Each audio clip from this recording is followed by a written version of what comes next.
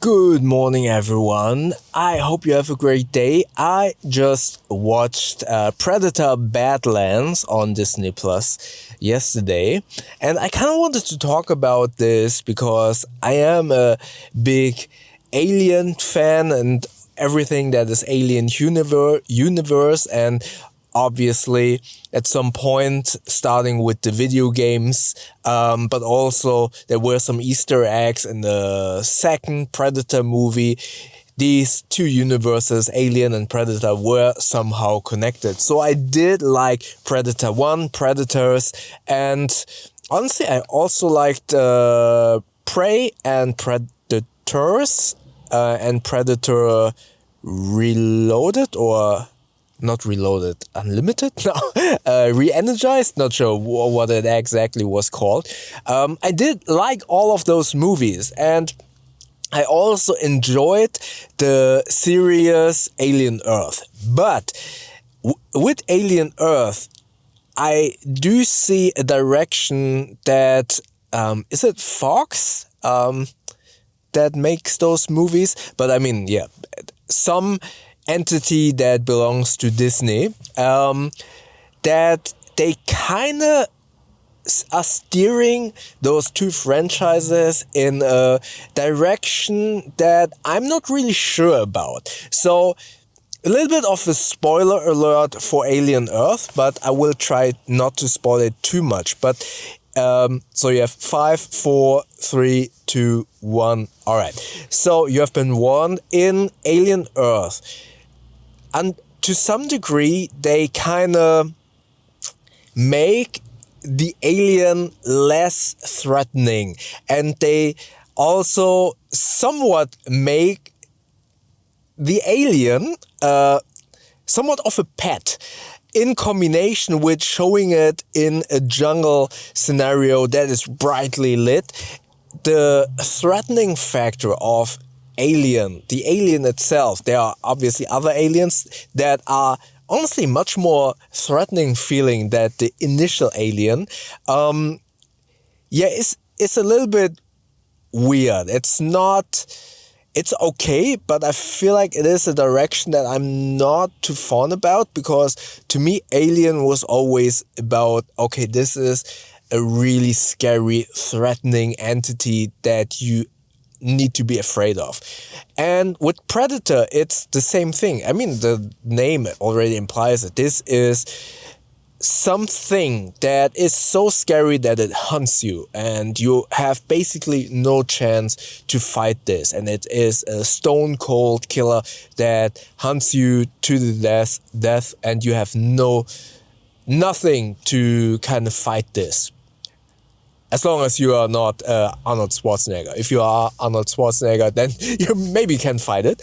But in Predator Badlands, they want to give not only the predator species itself the not philosophy, but how they live, their whole backstory. They want to give that a little bit more depth, which I do like. Don't get me wrong. It's really cool to see kind of how the clans work, how the structures are, and how cruel they actually are for, their honor and being the strongest and the most fierce warrior in their clan. But the protagonist of that story gains, or they portray that character with even more depth, with weaknesses, with some comedic relief in the whole film that makes, yes, the whole character or the whole appeal of the Predator, giving it much more depth in its character overall, and kind of understanding their emotionality and why they do something, how they do it. But with that involved, they almost give it too much emotions, and make that character almost human, that you do lose the predatorness, if that's not a word, but it's not as threatening anymore. It's not. It's almost the portrayal of a superhero. Also, the way he fights and the fight scenes, although they look really cool, it almost feels like you're watching The Mandalorian in a different universe, because he also gets a sidekick, then he gets another sidekick that kind of is reminiscent to Grogu in The Mandalorian. So there are a couple of parallels where you can think, okay, am I watching a Star Wars spin-off or am I watching Predator? And you lose all of those, for the lack of a better expression, the respect. Because the Predator is so humanized and has so many flaws, which I do like usually, but in this case, I don't know.